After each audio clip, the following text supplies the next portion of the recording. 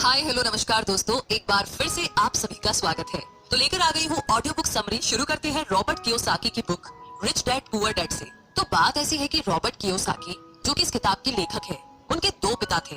उनके एक पिता जो कि पढ़े लिखे और पीएचडी होल्डर थे, मगर जिंदगी भर गरीब ही रहे और गरीबी में ही मरे, इसीलिए ना रॉबर्ट उन्हें पुअर डैड कहते थे। वहीं उनके दूसरे पिता बहुत पढ़े लिखे तो नहीं थे, लेकिन काफी अमीर थे, इसीलिए रॉबर्ट उन्हें रिच डैड बुलाते थे। तो अब ये सोचने की बात है कि किसी भी इंसान के एक ही वक्त में दो पिता कैसे हो सकते हैं। तो इसका जवाब यही है कि उनके गरीब पिता यानी कि रियल पिता का एक ही सपना था कि रॉबर्ट खूब मेहनत से पढ़ाई करने के बाद किसी बड़ी सी कंपनी में नौकरी करके अपने भविष्य को सुरक्षित कर ले। मगर रॉबर्ट के दूसरे पिता जो कि अमीर थे, वो एक्चुअली में रॉबर्ट के दोस्त माइक के पिता थे और वो चाहते थे कि रॉबर्ट अपनी जिंदगी में कुछ चैलेंजेस को ले, क्योंकि सारे सबक सिर्फ स्कूल में ही नहीं सीखे जाते।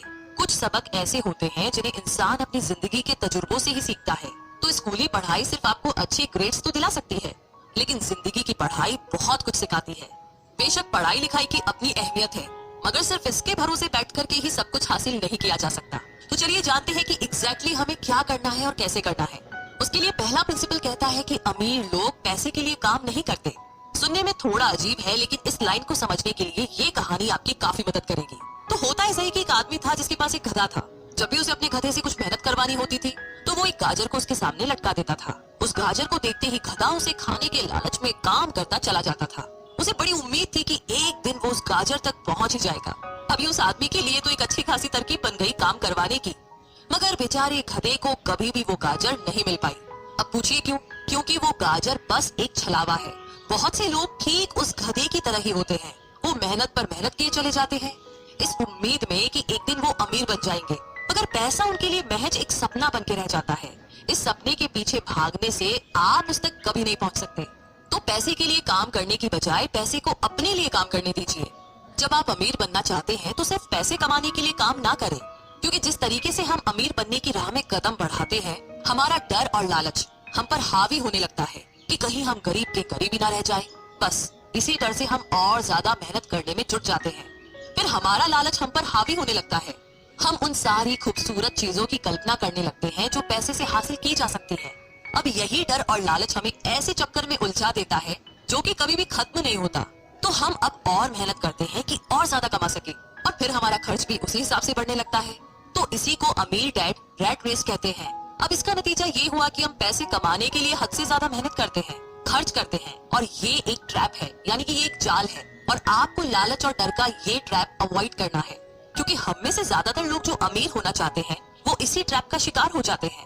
तो पैसे के पीछे मत भागिए, बल्कि पैसे को अपने पीछे भागने के लिए मजबूर कर दीजिए।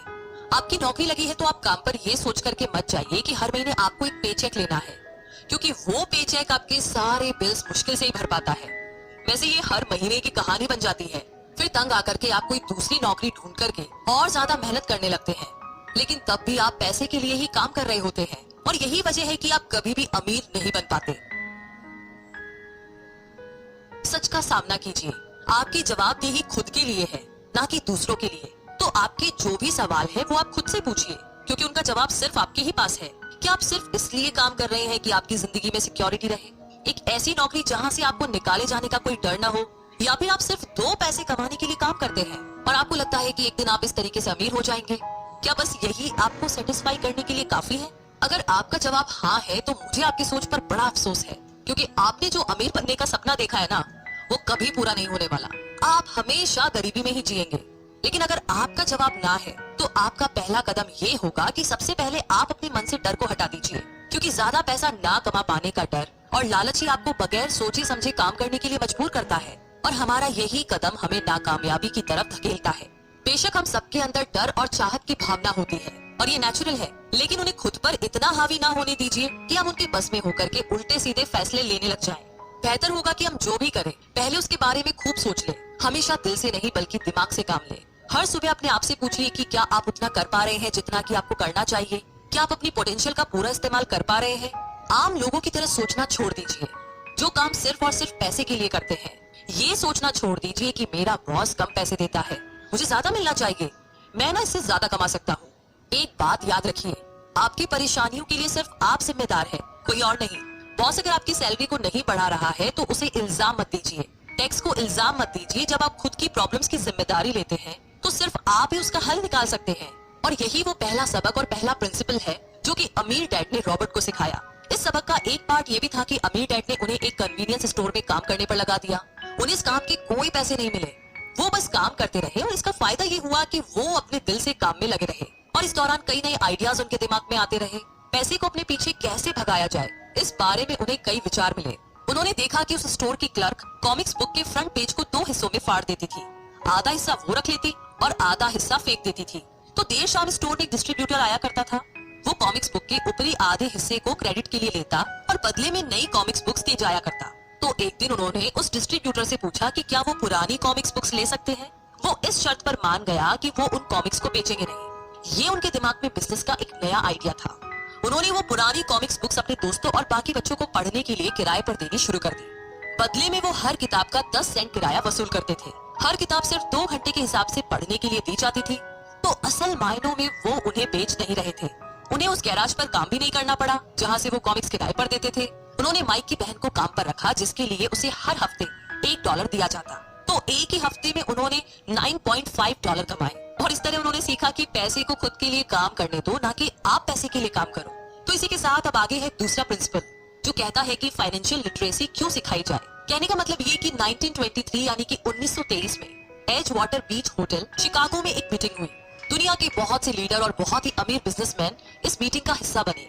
इनमें से थे एक बहुत ही बड़ी स्टील कंपनी के मालिक चार्ल्स शवाब और सैमुअल इंसुल जो कि उस वक्त की लार्जेस्ट यूटिलिटी प्रेसिडेंट थे, और बाकी कई और भी बड़े बिजनेसमैन। तो इस मीटिंग के 25 साल बाद इनमें से कई लोग गरीबी से मरे, कुछ ने खुदकुशी कर ली और भी कईयों ने तो अपना दिमागी संतुलन तक खो दिया था।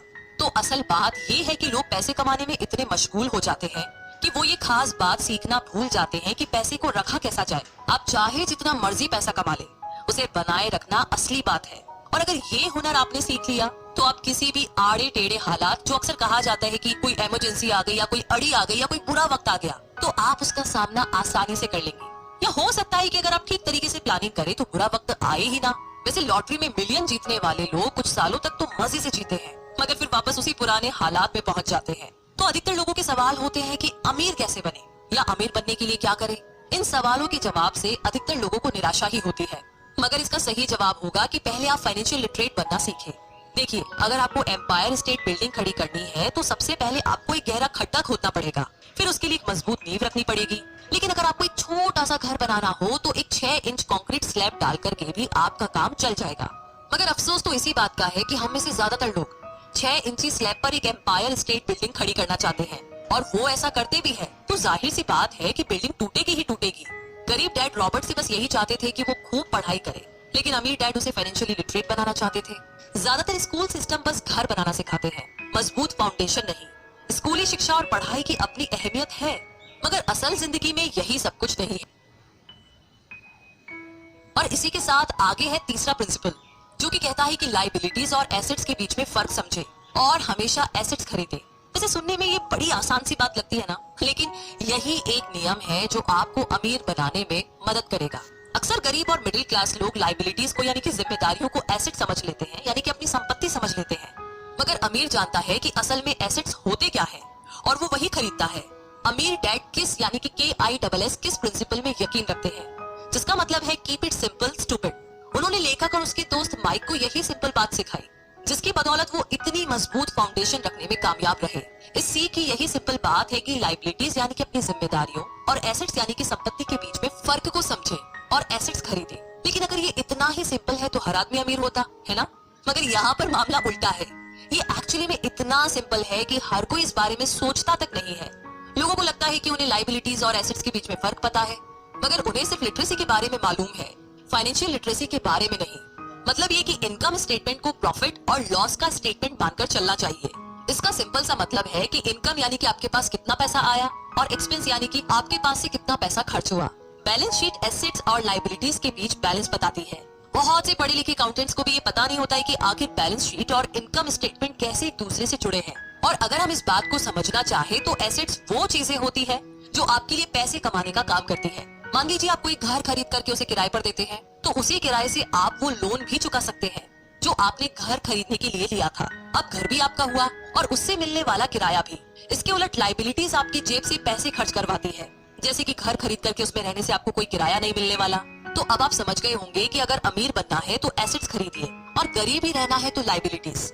अमीर लोगों के पास ज्यादा पैसा इसलिए होता है कि वो इस KISS keep it simple stupid principle पर यकीन करते हैं। वहीं दूसरी तरफ गरीब लोग इस प्रिंसिपल को ठीक से समझ ही नहीं पाते। इसीलिए इस बात पर जोर दिया जा रहा है कि सिर्फ लिटरेट नहीं बल्कि फाइनेंशियल लिटरेट बनिए।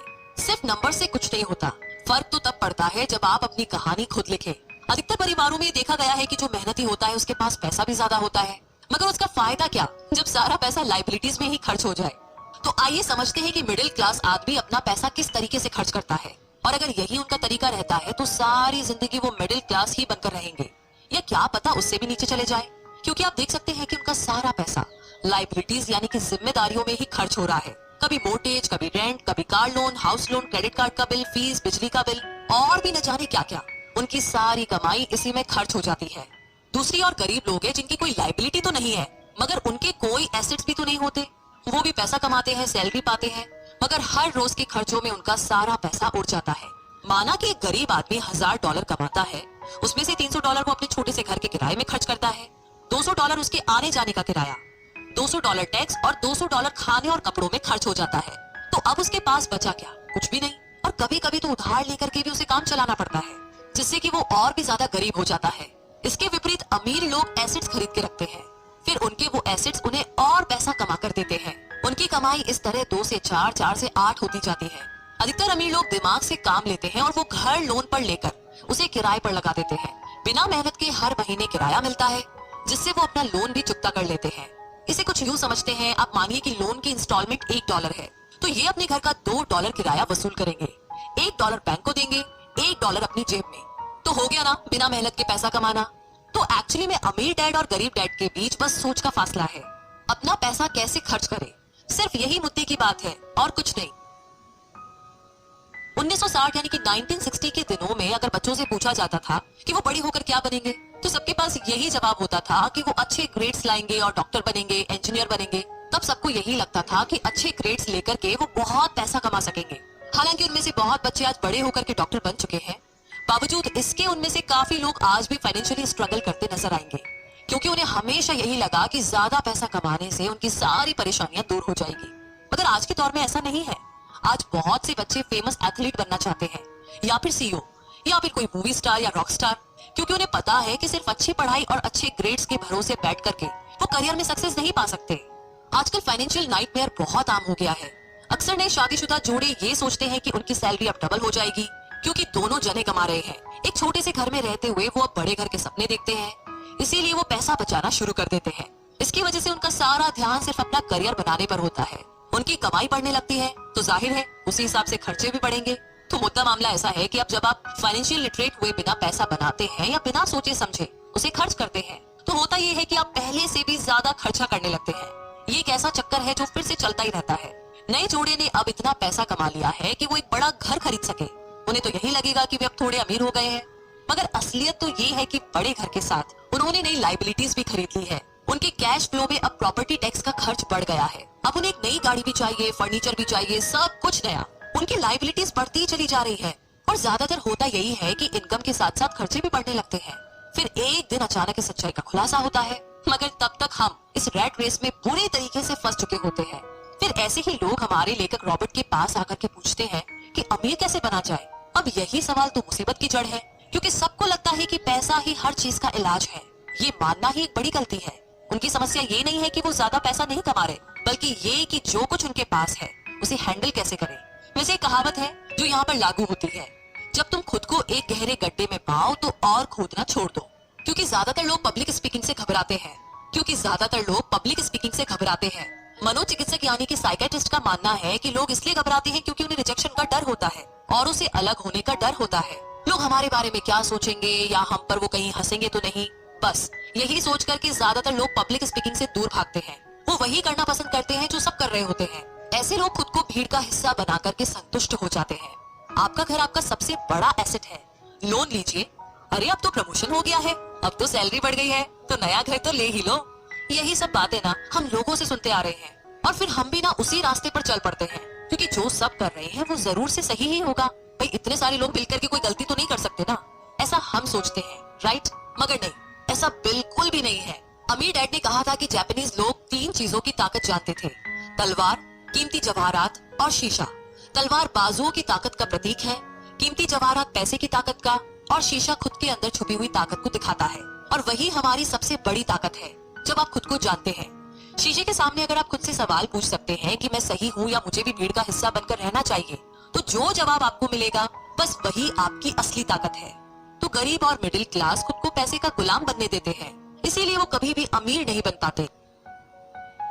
16 साल के रॉबर्ट और माइक अमीर डैड के साथ हर उस मीटिंग में जाया करते थे जो वो अपने अकाउंटेंट, मैनेजर्स, इन्वेस्टर और एम्प्लॉइज के साथ रखा करते। यहाँ एक ऐसे अमीर डैड देखने को मिलते हैं जो पढ़े लिखे नहीं हैं, जिन्होंने 13 साल में ही स्कूल छोड़ दिया था, मगर आज वो मीटिंग रखते हैं और अपने नीचे काम करने वाले पढ़े लिखे लोगों को ऑर्डर देते हैं, उन्हें बिजनेस की टिप्स समझाते हैं।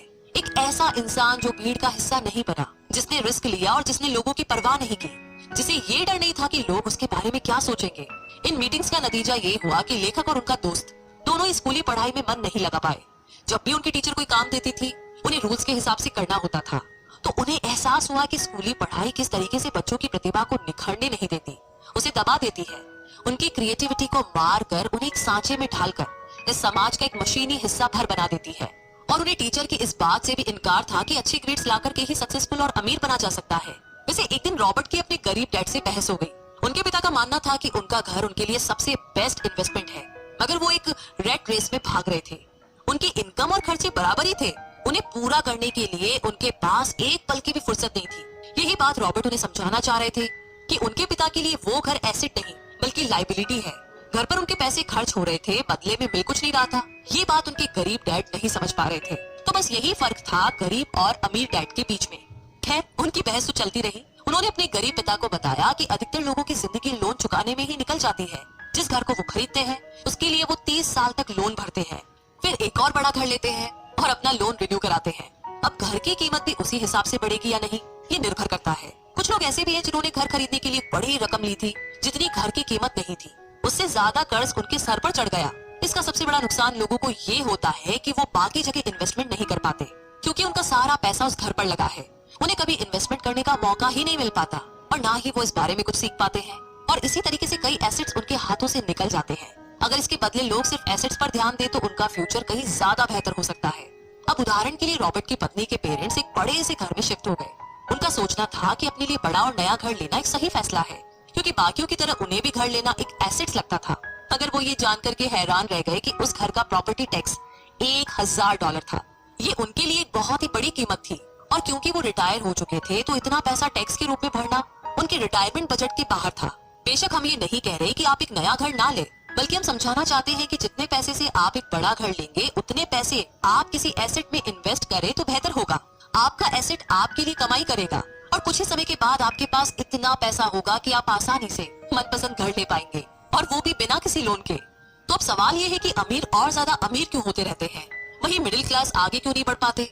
इसके पीछे भी ना एक वजह है, और कारण एकदम सिंपल है। अमीर एसेट खरीदते हैं जो कि उनका पैसा दुगना करता रहता है। उस पैसे से उनके सारे खर्चे मजे में निपट जाते हैं। और मिडिल क्लास क्या करते हैं? वो तो बस महीने की 1 तारीख का इंतजार करते हैं। जब उनकी सैलरी आए तो सारी की सारी सैलरी तो खर्चों को पूरा करने में खत्म हो जाती है, तो इन्वेस्टमेंट कहाँ से होगा?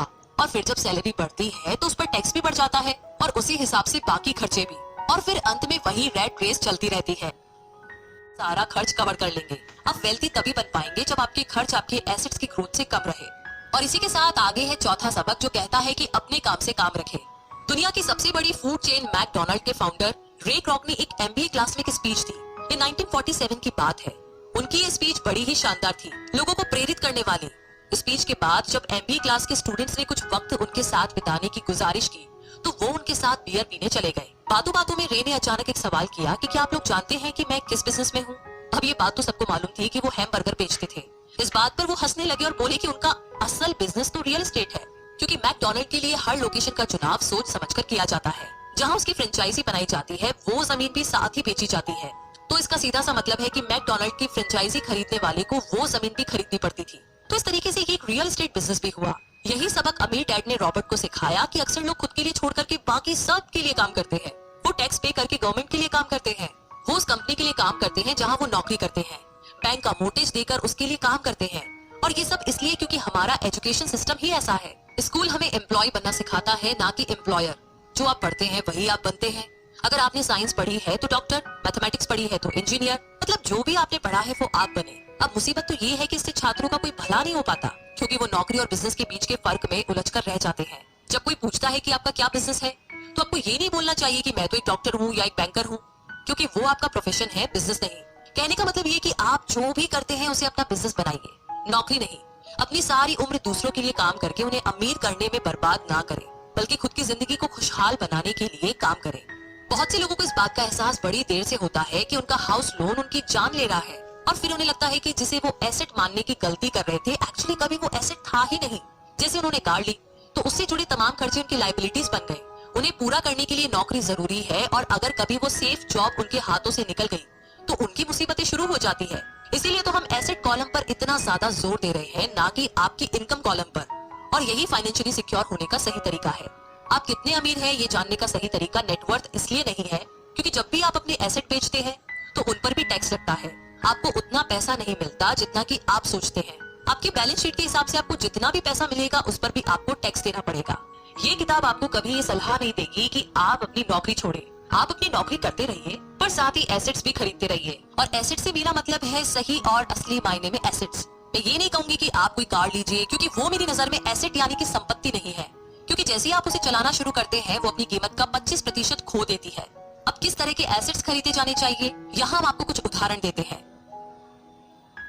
ऐसा बिजनेस जहाँ आपकी मौजूदगी जरूरी ना हो, जो दूसरे लोग आपके लिए चलाए, क्योंकि आप वहाँ पर ज्यादा वक्त देंगे तो वो बिजनेस नहीं, नौकरी होगी। दूसरा है रियल एस्टेट में पैसा लगाए। तीसरा है स्टॉक और बॉन्ड खरीदे। तो जब एसेट खरीदे तो अपनी पसंद की चीजों पर पैसा लगाए, क्योंकि आपका मन होगा तभी आप उस पर ध्यान दे पाएंगे। अगर उसमें आपकी रुचि होगी तो आप उसे बेहतर समझ पाएंगे। रॉबर्ट को रियल एस्टेट और स्टॉक्स में रुचि थी, खासकर छोटी कंपनीज में इन्वेस्ट करना। अपने अमीर डैड की सलाह पर उसने अपनी नौकरी कभी नहीं छोड़ी। वो जॉब करता रहा, साथ ही अपने एसेट कॉलम को बड़ा और मजबूत बनाता चला गया। एक पैसा भी जो आप कमाते हैं उसे बेकार न जाने दे। अपने पैसे को अपना गुलाम मानकर चलिए, जो कि आपके लिए काम करे। आप लग्जरी खरीदना चाहते हैं, शौक से खरीदे, कोई बड़ी बात नहीं।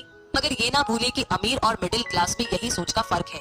जहाँ मिडिल क्लास पैसा आते ही पहले लग्जरी में खर्च करेगा, वही अमीर आदमी उसे अंत में खरीदेगा। और इतना समझ लेने के बाद अब अगले सिद्धांत में आप अमीर लोगों के सबसे बड़े सीक्रेट के बारे में जानेंगे। तो चौथा सिद्धांत कहता है कि अमीर पैसा इन्वेंट करते हैं। अलेक्जेंडर ग्राहम बेल ने टेलीफोन इन्वेंट करने के बाद उसे पेटेंट कर दिया था। इनका बिजनेस बढ़ा और संभालने में मुश्किल होने लगी, तो वो वेस्टर्न यूनियन गए और उन्हें अपना पेटेंट और छोटी सी कंपनी $1 लाख में बेचने की पेशकश की। उस वक्त के वेस्टर्न यूनियन के प्रेसिडेंट ने पेशकश को ठुकरा दिया। उन्हें ये दाम कुछ ज्यादा ही लग रहे थे, और फिर उसके बाद एक बड़ी कंपनी AT&T का जन्म हुआ। रॉबर्ट 1984 से प्रोफेशनल तौर पर पढ़ा रहे हैं। एक चीज जो हजारों लोगों को पढ़ाने के बाद उन्होंने जानी, तो वो ये कि उन सब लोगों में पोटेंशियल था, बल्कि हर एक इंसान में पोटेंशियल है, जो कि हमें महान बना सकती है। इसके बावजूद जो हमें रोकता है वो है खुद पर डाउट रखना। स्कूल छोड़ने के बाद हमें पता चलता है कि जिंदगी में आगे बढ़ने के लिए सिर्फ ग्रेड्स ही काफी नहीं होते। जैसे सिर्फ स्मार्ट लोग ही आगे नहीं बढ़ते, बल्कि वे बढ़ते हैं जो कि बोल्ड भी होते हैं। ये सच है कि फाइनेंशियल जीनियस होने के लिए इसकी नॉलेज भी होनी चाहिए, मगर साथ ही हिम्मत और बोल्डनेस भी चाहिए। ज्यादातर लोग पैसे के मामले में कोई रिस्क नहीं लेना चाहते, मगर अमीर होने के लिए आपको रिस्क लेने ही पड़ेंगे, क्योंकि हो सकता है कि आने वाले सालों में एक नया बिल गेट्स पैदा हो, या अगला अलेक्जेंडर ग्राहम बेल, और बाकी शायद दिवालिया बनकर गरीब हो जाए। अब ये आपकी मर्जी है, आप इनमें से क्या बनना चाहते हैं। अगर आप अपना फाइनेंशियल IQ बढ़ाते हैं तो बहुत कुछ हासिल कर सकते हैं, और अगर नहीं तो आने वाले साल और भी डरावने हो सकते हैं, क्योंकि हर पुराना जाता है तो नया आता है। तो जो आज है वही सबसे खुशहाल वक्त है। आज के दौर में लोग ज्यादा फाइनेंशियली स्ट्रगल कर रहे हैं, क्योंकि उनकी सोच अभी भी पुरानी है। फिर वे अपनी गलती ना मानकर या तो अपने बॉस को इल्जाम देंगे या नई टेक्नोलॉजी को। जो कभी कल के दौर में एसेट था वही आज लायबिलिटी बन चुका है। तो आपको अपडेट रहने की जरूरत है। रॉबर्ट ने गेम डिजाइन किया जिसे वो कैश फ्लो कहते हैं। ये लोगों को सिखाता है कि पैसा कैसे काम करता है, अमीर बनने की राह क्या है और रैट रेस से बाहर कैसे निकले। ये सारी चीजें इस गेम से समझाने की कोशिश की गई है। एक दिन एक औरत आई। गेम खेलने के दौरान उसने एक बोर्ड कार्ड जीता, जिसका मतलब था कि उसने उस गेम में एक बोर्ड जीती। वो औरत बड़ी खुश हुई, मगर जब उसे पता चला कि बोर्ड लेने के लिए तो उसे एक बड़ी रकम टैक्स भरनी होगी, तो उसकी खुशी गायब हो गई। वो बोर्ड उसके लिए अब एसेट नहीं बल्कि लायबिलिटी बन गई। उसे पता चला कि ऐसे तो ये बोर्ड उसकी जान ही ले लेगी। उसे ये आइडिया समझ में ही नहीं आया और रिफंड की मांग की। उसे उसके पैसे वापस मिल गए और वो चली गई। मगर बाद में उसने फोन करके बताया कि उसे अब गेम का आइडिया कुछ समझ में आने लगा था। वो उस गेम से अपनी लाइफ को जोड़ करके देख पा रही थी। पैसा कैसे काम करता है इस बात को समझ न पाने की वजह से उसका गुस्सा जायज था। हम भी अक्सर यही करते हैं, जो बात हमारी समझ से परे होती है उस पर गुस्सा आता है और हम जिंदगी की हर परेशानी के लिए उसे ब्लेम करना शुरू कर देते हैं। मगर अगर ठंडे दिमाग से सोचे तो ये तरीका एकदम गलत होगा। बेहतर होगा कि हम उन्हें समझने की कोशिश करें तो गेम ऑफ लाइफ जीत सकते हैं। बहुत से लोग कैश फ्लो गेम में खूब पैसा जीतते हैं, फिर उन्हें समझ ही नहीं आता कि उस पैसे का क्या करें, तो वो हैरान होने लगते हैं। इसकी वजह है उनकी पुरानी सोच, जो आगे नहीं बढ़ने देती, और फिर वो बाद में सारा पैसा ही हार बैठते हैं। कुछ लोग कहते हैं कि वे हार गए क्योंकि उनके पास सही पत्ते नहीं थे। बहुत से लोग इस तरह जिंदगी में सही मौकों की तलाश में बैठे रहते हैं। कुछ लोग तो सही मौका मिलता भी है तो उसका फायदा नहीं उठा पाते, क्योंकि वो कहेंगे कि उनके पास पैसा ही नहीं था। अब कुछ ऐसे भी होते हैं जिन्हें पैसा और मौका दोनों मिले, फिर भी वो कुछ हासिल नहीं कर पाए, क्योंकि एक्चुअली में वो समझ ही नहीं पाए कि ये एक अपॉर्चुनिटी है। फाइनेंशियल इंटेलिजेंस का मतलब है कि आप पैसे को लेकर कितने क्रिएटिव हो सकते हैं। अगर आपको मौका मिलता है तो बगैर पैसे के आप क्या करेंगे, और अगर पैसा है मगर मौका नहीं तो उस सूरत में आप क्या करेंगे। ये सब आपकी फाइनेंशियल इंटेलिजेंस पर निर्भर करता है। ज्यादातर लोग इस बात का एक ही सोल्यूशन जानते हैं कि खूब मेहनत करके खूब पैसा कमाया जाए, लेकिन आपको सीखना है कि अपने लिए मौका कैसे पैदा किया जाए, ना कि उसके इंतजार में बैठे रहे। सबसे खास बात अमीरों की जो है वो ये है कि उन्हें पता है कि पैसा असली चीज नहीं है। असली चीज है इसका सही मतलब जानना। ये जान लेना कि जो हमें चाहिए वो हम इससे बना सकते हैं। हमारा दिमाग हमारे लिए सबसे बड़ा एसेट होता है। यही हमें सुपर रिच बना सकता है या सुपर पुअर, निर्भर करता है कि हम कैसे इसका इस्तेमाल करें। जो लोग सफल हैं उनके साथ कदम मिलाकर चलना है तो आपको ये सीखना पड़ेगा कि पैसा बढ़ाने की चाहत को खुद के अंदर कैसे पैदा करें। आपको अपने सबसे बड़े एसेट यानी कि आपके दिमाग को इन्वेस्ट करने की जरूरत है। आपको फाइनेंशियली इंटेलिजेंट होना पड़ेगा। तो आइए इसे हम समझते हैं एक उदाहरण से। 1990 के दशक में एरिजोना और फोनिक्स के आर्थिक हालात बुरे चल रहे थे। वहाँ के लोगों को हर महीने $100 बचाने की सलाह दी जा रही थी। बुरे वक्त के लिए पैसा बचाने का विचार कुछ हद तक सही भी है, मगर उस पैसे का क्या फायदा जो आप जमा करते जाते हैं। इससे तो अच्छा है कि उनका कुछ हिस्सा इन्वेस्ट किया जाए जो कि आगे चलकर आपको फायदा दे। खैर, बात करते हैं एरिजोना और फोनिक्स के लोगों की जो आर्थिक तंगी झेल रहे थे। ऐसे में इन्वेस्टर को ये एक बढ़िया मौका लगा। लोग जो अपनी प्रॉपर्टी अपने पौने दामों में बेच रहे थे उसे कई इन्वेस्टर्स ने हाथों हाथ खरीद लिया। रॉबर्ट ने भी $75,000 की कीमत वाला एक घर सिर्फ $20,000 में खरीद लिया। इसके बाद उन्होंने अटॉर्नी के ऑफिस में एक ऐड दिया, $75,000 वाला घर सिर्फ $60,000 में। बस इसे लेने के लिए ग्राहक टूट पड़े। रॉबर्ट का फोन बजना बंद ही नहीं हो रहा था। ये पैसा उनको उस एसेट से मिलने जा रहा था जो उन्होंने प्राइमरी नोट के रूप में ग्राहक से लिया था, और उन्हें ये पैसा कमाने में केवल 5 घंटे लगे। उन्होंने जो $40,000 इन्वेंट करे वो उनके एसेट कॉलम से क्रिएट हुए थे, और बगैर टैक्स के उन्होंने अचानक ही मिले एक मौके का फायदा उठाकर ये पैसा क्रिएट अपने इनकम कॉलम में ऐड कर लिए। कुछ सालों के बाद ही उनके इस बिजनेस ने इतना पैसा क्रिएट किया कि उनकी कंपनी की कार, गैस इंश्योरेंस, क्लाइंट के साथ डिनर, ट्रिप और बाकी चीजें सब कवर हो गई। जब तक गवर्नमेंट उन खर्चों पर टैक्स लगाती, इनमें से ज्यादातर चीजें प्री टैक्स एक्सपेंसेस में खर्च हो चुकी थी। कुछ सालों के बाद ही जो घर $60,000 में बिका था अब वो $1,10,000 का था। अभी भी उनके पास कुछ मौके थे, मगर वो इतने कम थे कि उनके लिए रॉबर्ट को एक वैल्यूएबल एसेट लगाना पड़ता, और अपना वक्त भी। तो वो आगे बढ़ गए। उन्हें अब नए मौकों की तलाश करनी थी। अब आप एक सवाल खुद से कीजिए, मेहनत करना भी बहुत मेहनत का काम है। 50% टैक्स भरिए और बाकी बचाइए। अब वो सेविंग्स आपको 5% इंटरेस्ट देगी, और फिर उस पर भी आप और टैक्स भरे। इससे तो अच्छा होगा कि आप अपना पैसा और टाइम अपने सबसे पावरफुल एसेट यानी कि अपने दिमाग पर इन्वेस्ट करें और फाइनेंशियली इंटेलिजेंट बने। ये दुनिया कभी भी एक सी नहीं रहती। जो आज है कल नहीं होगा। कभी मंदी तो कभी तेजी का दौर चलता रहेगा। वक्त के साथ टेक्नोलॉजी और भी बेहतर होती जाएगी। आज मार्केट ऊपर है तो कल नीचे होगा। खासकर स्टॉक मार्केट तो हर रोज बदलता है, मगर इससे आपको क्या फर्क पड़ेगा अगर आप फाइनेंशियली इंटेलिजेंट है तो, क्योंकि आप तो हर हालात के लिए तैयार रहेंगे। आपको जिंदगी में बेशुमार मौके मिलेंगे जहां पर आप अपनी फाइनेंशियल इंटेलिजेंस का फायदा उठा सकते हैं। जरूरत है तो बस उन मौकों को लपकने की। अमूमन हम 2 तरह के इन्वेस्टर देख सकते हैं। पहले वो जो पैकेज इन्वेस्टमेंट खरीदते हैं, और ये काफी आसान और बगैर झंझट का काम है। दूसरे इन्वेस्टर अपने लिए खुद ही इन्वेस्टमेंट क्रिएट करते हैं। इनको आप प्रोफेशनल भी कह सकते हैं। जितना ये इन्वेस्ट करते हैं उससे कई गुना ज्यादा पैसा बना लेते हैं। अब अगर आप इस तरह के इन्वेस्टर बनना चाहते हैं तो आपको खास तौर पर इन 3 स्किल्स को समझने की जरूरत। पहली, ऐसी अपॉर्चुनिटी ढूंढिए जो कि बाकी ना ढूंढ सके। याद रहे कि आपका दिमाग वो देख सकता है जो बाकियों की आंखें भी नहीं देख पाए। दूसरा है पैसा बढ़ाइए। जब पैसे की जरूरत पड़े तो मिडिल क्लास केवल बैंक जाता है, मगर दूसरे टाइप के इन्वेस्टर पैसा बढ़ा करके कैपिटल रेज करते हैं। उन्हें हमेशा बैंक की जरूरत नहीं पड़ती। और आगे है तीसरा, स्मार्ट लोगों को ऑर्गेनाइज कीजिए। इंटेलिजेंट लोग वो होते हैं जो अपने से ज्यादा स्मार्ट लोगों के साथ मिलकर के काम करते हैं। इसीलिए इन्वेस्ट करने से पहले अपने इन्वेस्टमेंट एडवाइजर को चुनें। मुझे मालूम है कि ये सब आपके लिए कुछ ज्यादा है, मगर इसके रिवॉर्ड्स तो बड़े ही शानदार है। जिंदगी में रिस्क बहुत है, लेकिन उन्हें हैंडल करना सीख करके ही आप अमीर बन पाएंगे। और इसी के साथ आगे है 5वां प्रिंसिपल, सीखने के लिए काम करें, पैसे के लिए नहीं। तो बात ऐसी है कि एक बार एक जर्नलिस्ट ने रॉबर्ट का इंटरव्यू लिया था। रॉबर्ट उसके आर्टिकल पहले भी पढ़ चुके थे और उस जर्नलिस्ट के लिखने के स्टाइल से बहुत ही प्रभावित थे। इंटरव्यू जब पूरा हुआ तो उस जर्नलिस्ट ने रॉबर्ट को बताया कि वो एक मशहूर लेखिका बनकर उनकी ही तरह एक दिन फेमस होना चाहती है। तो रॉबर्ट ने उससे पूछा, तो ऐसा क्या है जो उन्हें मशहूर होने से रोक रहा है? इस सवाल के जवाब में उस जर्नलिस्ट ने कहा, उनकी जॉब आगे नहीं बढ़ पा रही है। इस पर रॉबर्ट ने सुझाव दिया कि उस जर्नलिस्ट को कोई सेल्स क्लास ज्वाइन कर लेनी चाहिए। जर्नलिस्ट ने बताया कि उनकी एक दोस्त उन्हें पहले ही ये ऑफर दे चुकी है, मगर उन्हें ये छोटा काम लगता है। वो ये भूल गई थी कि रॉबर्ट खुद कभी सेल्स स्कूल जा चुके थे। तो इस बात का पॉइंट ये है कि अगर आपके पास कोई टैलेंट है जिसके दम पर आप कुछ पैसा कमाना चाहते हैं, तो आपका टैलेंट काफी नहीं होगा, क्योंकि उस टैलेंट को कैसे भुनाया जाए, जब तक आप ये बात नहीं जानते, आपका टैलेंट यूं ही बेकार है। जब तक आप उसे लोगों के सामने पेश करने का हुनर नहीं सीख जाते, आप कुछ नहीं कमा सकते। तो बेचने की कला सीखने में कोई शर्म की बात नहीं है। किसी भी सेल्समैन को इसके लिए शर्मिंदा नहीं होना चाहिए। एक जो सबसे बड़ा फर्क अमीर डैड और गरीब डैड के बीच में था, वो ये कि गरीब डैड हमेशा नौकरी की चिंता करते थे कि जॉब हमेशा सिक्योर रहे, क्योंकि एक सेफ जॉब ही उनके लिए सब कुछ थी। जबकि अमीर डैड हमेशा सिर्फ और सिर्फ कुछ सीखने पर जोर देते थे। अमीर बनने के लिए आपको बहुत कुछ सीखना पड़ेगा।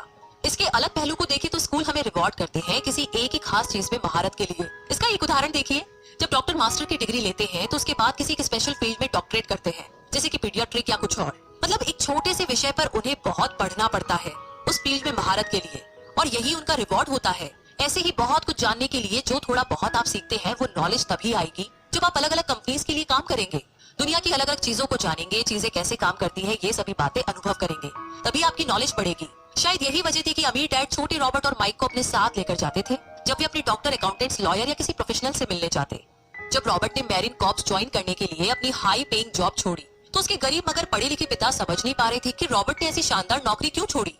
वे एक अलग तरह से इस फैसले से सख्त निराश हुए। रॉबर्ट ने उन्हें समझाने की हर मुमकिन कोशिश की कि उनका ऐसा करना क्यों जरूरी था, मगर उन्हें तो ये बात हजम ही नहीं हो रही थी। रॉबर्ट ने उन्हें कहा कि वो सीखना चाहते हैं कि खुले आसमान में कैसे उड़े। उन्हें जानना था कि वर्कर्स की टीम को कैसे हैंडल किया जाए। किसी भी कंपनी को अपने बलबूते पर चलाना कितना मुश्किल काम है। रॉबर्ट ये सब सीखना चाहते थे। वियतनाम से लौटने के बाद रॉबर्ट ने अपनी जॉब से रिजाइन कर दिया और जेरोक्स कॉर्प्स को ज्वाइन कर लिया। उन्हें ये नौकरी किसी फायदे के लिए नहीं चाहिए थी। वो इतने शर्मीले थे कि किसी को कुछ भी बेचने के ख्याल से ही उन्हें पसीना आ जाता।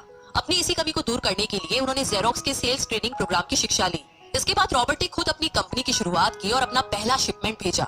वे अगर इसमें नाकामयाब रहते तो पक्का दिवालिया हो जाते, लेकिन उन्होंने ये रिस्क लिया और अपने अमीर डैड की सीख को याद रखा कि बेशक आप 30 की उम्र से पहले दिवालिया होने का रिस्क ले सकते हो, क्योंकि इस उम्र में आपको रिकवर होने का मौका भी मिल जाता है।